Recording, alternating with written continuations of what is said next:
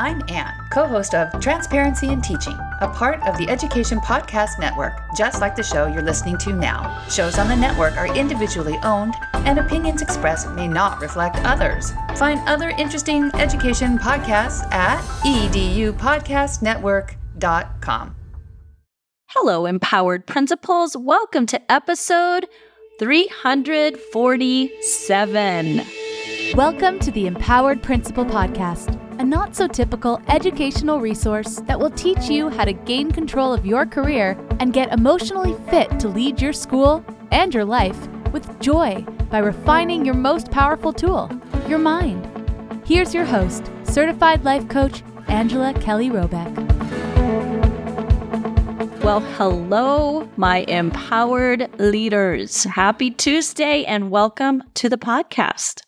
It's such an honor to be here with you guys today. I love this podcast so much, and I'm so proud of it because it provides all of this amazing content free every single week right in your email box. So I'm so happy that you're here. If you're new to the program, welcome. And I love giving you all the best content on this podcast. It's worth millions. And what I love about EPC is we go even deeper into these concepts. So today I'm going to dive right in, keep it short and sweet for you, and talk about valuable planning. You are in the thick of the beginning of the year and you are planning out your year. I work with school leaders on planning, and I think one of the things that happens is we greatly underestimate the value of taking time to plan. And I think that the way we define planning might look different. And some planning gets us results and some planning isn't giving us the results we want. So there's productive planning and unproductive planning. But I want to talk about valuable planning, what valuable planning looks like, the significance of planning and the outcomes of your planning. So we are taught in education to set goals, very specific goals. And we put timestamps and dates on them. We write SMART goals, and we set all of these goals in education, but we don't necessarily develop a plan for the goals. We write the goal, we put out some strategies, we hope they stick, we hope they work, and then we feel like they're out of our control. I remember sitting in my office and filling in the blanks of the site improvement plan. But I had no idea if the plan was accurate, if it was strategic, if it was intentional, if it was going to work. I had no idea. I filled it out and I hoped it would work. I wanted it to work. I believed in the possibility of it working. But did I trust that we had a plan in place to execute the goal, to make the goal inevitable, to ensure that we could fulfill the strategies we listed out? No. In all transparency, I did not. I filled out the site plan because, one, I had to. It was compliance. Two, I tried to make it meaningful, but you know how it goes. It's a big document. It's required. We have to present it to the school boards or whoever your governing board is. And then we go and we get into the weeds of the everydayness of being a school leader, and that plan sits there and we hope and pray that we're doing right by the plan and doing right by kids and doing right by teachers, hoping that we make some gains for our goal, towards our goal, right? That's typically how planning happens at a school. So I've thought a lot about planning because it is the essential element of leadership. And when you're writing a plan that you don't really believe in, or you don't feel connected to, or you're not really sure if it's going to work, or it makes you feel anxious, or it feels like high pressure or high stakes, and you're afraid almost of this plan, no wonder we don't like to plan. We don't like to plan because setting goals and mapping them out, it feels constrictive. It feels scary. It feels like we're going to be held accountable for all of those actions, like implementing all of those strategies, ensuring everybody is doing their job, basically controlling or forcing an outcome. So goals, for me, it feels very constrictive and it feels very high stakes, high pressure. It doesn't feel good to write a goal that, one, I'm not super connected with or attached to, or even if I do have passion behind the goal and I believe in the goal, that I feel it's attainable. If you have to write a goal that you don't believe is attainable, then you're not going to believe in that goal, and the energy that you're feeling to get to that goal, it's never going to happen because you don't believe that it's possible in the first place. So we feel like we're on the hook the minute we set a goal and we write out the strategies. We feel like now we're on the hook and now we're going to be held accountable to the goal. And if we don't hit the goal, we fear some kind of negative consequence is going to happen, or we're going to get we're going to get a talking to, or the board's going to scold us or something, or we're going to lose our job. Like, we worry about all these things. What I notice is that when we focus on goal creation, it creates a negative relationship with planning, with goal setting and planning. So what we do is we set goals that are either not a stretch. We're like, I want to ensure we cross the goal. I want to make sure I get accolades for meeting the goal. So I'm going to make sure I set a goal that is 100% guaranteed attainable. And we do that because it doesn't require us to grow and stretch and evolve and transform ourselves, or to get curious and try new ways and expand ourselves. So we set the bar low to ensure we hit the goal, because hitting the goal is more important than the expansion. Or we set a goal to please somebody else. The goal is really because the district wants it, or your superintendent wants it, or the school board wants it. So you set a goal, even though you don't personally feel attached to the goal. There's no connection. You don't even believe the goal is possible to attain. You're writing it for the sake of compliance and getting it done. But either way, whether it's too little or too much, the goal becomes the enemy. And the reason I say that is because it's the enemy in the sense of a too low bar stagnates us, and the too high bar locks us into fear and pressure and forcing and trying to control external situations like other humans.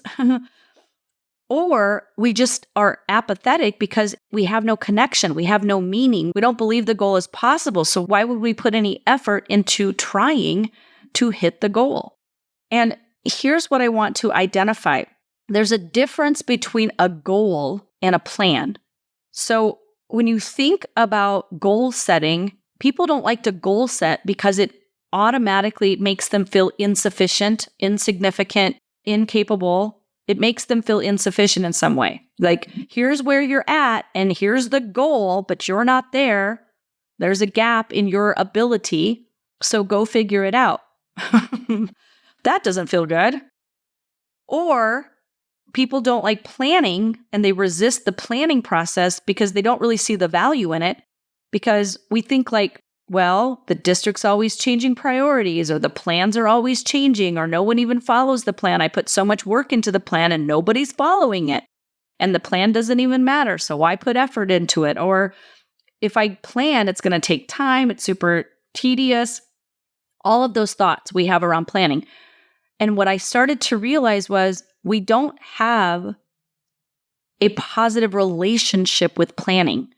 So our planning isn't valuable when we don't see the value in the planning, when we don't have a positive, healthy relationship with what planning is, what it actually is, and why we're doing it. Now, there are people who say, I've worked with many clients, they're like, oh, I love to plan.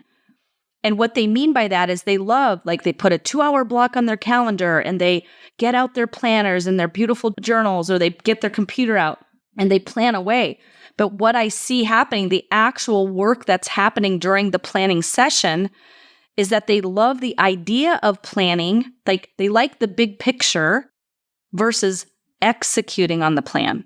So they love the feeling of mapping it all out on the calendar, but they don't necessarily love having to think through the details of all that's required for that event or that goal or that task to be accomplished or to be completed. So it's like we like that 30,000 foot level where we're planning out the big picture, but the devil's in the details, right? And this is me, 100%. That's how I know the the leadership type or the planning type of person, because that was me. I love to get out the pretty journals and plan and map out my year from August through June. Let's master calendar, map it all out. But what I wasn't doing was I wasn't looking at those events. I was calendaring. I wasn't planning. There's a difference. One of the things we did was a lemonade social. So all the kinders would have a lemonade social to meet and greet their families for meeting, our school for the first time. And so we did a little bit extra TLC for our kinders. And then we had a big class posting party where we did pizzas and lemonade for the whole school. So everybody came and they found out who their teacher was and they got their class list and met their teacher and got the supply list and all of that. And then everybody got to pick a backpack because we were a school where we were gifted with backpacks. But for those events to happen, you can put them on the calendar, but you're no more closer to that event happening if you don't plan it. What has to happen for the Lemonade Social to be executed with success? And how do we want this experience to feel for kinders and their families, for the grades 1 through 5 and their families? We've got to work with Google and get those backpacks and get the pizza order in. We've got to get the lemonade order in. So I need to work with PTA. There are things that need to be planned out, okay? So you can love the idea of this big picture planning and mapping out. But what I realized, mapping out is calendaring. It's not planning. So whether you avoid the planning because you think it doesn't matter, or you love the planning, but it's 30,000 foot planning, the details of planning is where our brains will want to run out of the room. Have you ever had that experience where you put it on your calendar for Tuesday, 9 o'clock, from 9 to 11, I'm going to plan. And you're so excited. And Monday night, you're like, ooh, I have 2 hours to plan. I'm so excited. And then you get to Tuesday at 9 o'clock. And the minute it comes time to plan, your brain starts to fidget. And all of a sudden, you're just checking your emails, or you're going out of your office, you're checking in with your office staff, or you're like, oh, I got to talk to that teacher, or you're taking a moment to kind of check out the snack area, right? Your brain is like, I don't want to do this. And it finds sneaky little ways to distract yourself. I've watched my brain. I'm observing my own brain because it does this too. My brain does not want to sit down and plan because it's like, oh, this is going to be tedious. This is going to be hard. It's going to be uncomfortable. It's going to take so much time. I'd rather be doing something else. This isn't important. Blah, blah, blah, right? Your brain goes on and on with all the reasons. It's like a little kid. It's like, I don't want to do it. So we listen to that immature part of our brain, and we tend to avoid that planning. And we'll say, well, let me just put it on the calendar. And then I know there's some big chunks, but what we're doing is we're putting the due dates and the event dates, and then I'm planned. But calendaring isn't a plan. It's a calendar. So valuable planning is when you have a plan for your plans. So if your plan is to host the lemonade meet and greet before the start of school, so that everybody has an opportunity to meet their new classroom teacher, you can put that event on the calendar, but I promise you it doesn't happen if you don't plan it. You've got to plan for that event and ensure that the details are in place for it to be a success. Now, I realize that I'm preaching to the choir here, and it sounds like, of course we plan, but that's what we do. We're planners. And I know that you need to plan for the meet and greet or any event. I know that. You're going to let teachers know. You're going to let families know the date, the time, the location. You're going to have someone buy the lemonade. You're going to create the class rosters, campus maps. You know how to plan an event, okay? But then there's planning. There's the basics, the essentials, and then there's valuable planning. This is one level deeper. Valuable planning is planning based on the value you want to create and the experience that you want to provide. And what I mean by that is the emotional experience and the memory that it will create for those who are participating in the event. So valuable planning is like, how am I planning to create value? What is the value that I am providing in this lemonade social meet and greet? What's the value in it? What's in it for teachers? What's in it for kids? What's in it for families? What's in it for you? Now you're looking at it and you're actually planning based on how you want people to experience the event. You want parents to be satisfied. You want kids to be happy. You want teachers to feel connected. You want there to be a community experience. You want people to remember the Lemonade Social as the kickoff to school, as the first time they ever set foot on campus if they're kindergartners, or the first time those parents that are brand new to your community ever set foot on your campus. You want them to have a positive first-time experience. You want the returning families to love coming back and be excited to meet you guys and talk about your summers and reconnect with their friends who they didn't see because they're, PTA mom friends or whatever. I want you to think about a wedding planner. Now, the entire goal of a wedding planner or an event planner of any kind is to help create an experience. It's based on how the bride and the groom want to feel, how they want their guests and their families to feel about the wedding, to experience that wedding. They try to capture how they want to remember that wedding day. An event planner does the same thing with any event. If it's corporate planning, we don't say wedding goal. They're not setting goals. The goal is to walk down the aisle. The goal is to have flowers on the stage of the church. The goal is to have a musician. The goal is to throw rose petals. They say, we're planned for this. We're mapping out a plan to execute exactly the experience that you want so that you can have the emotional memories that you desire. So there is a difference here. You can set goals, you can calendar those goals, but you also have to plan them with value.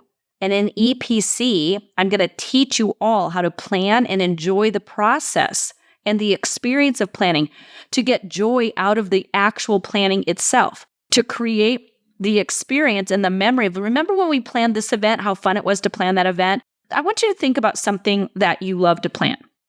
Because what I want is for you to love the job of planning so you can enjoy your job. So think about things that you already love to plan. For some people, they love to plan vacation. Other people love to plan dinner parties. Some people love to plan celebrations, birthdays, weddings, baby showers, travel, your summer schedule. How much of you loved to plan your summer schedule? Way fun, right? So I want you to think about what is the difference between planning those events that you love and then planning events and tasks at your school. My goal for you all, every single one of you who listen to this podcast, is to enjoy the process of planning. Planning and executing your plans is why you're paid to be a school leader. Think about this. You do not get paid more money as a school leader because you work longer hours as a principal. Money is not an exchange of time. It's an exchange of value.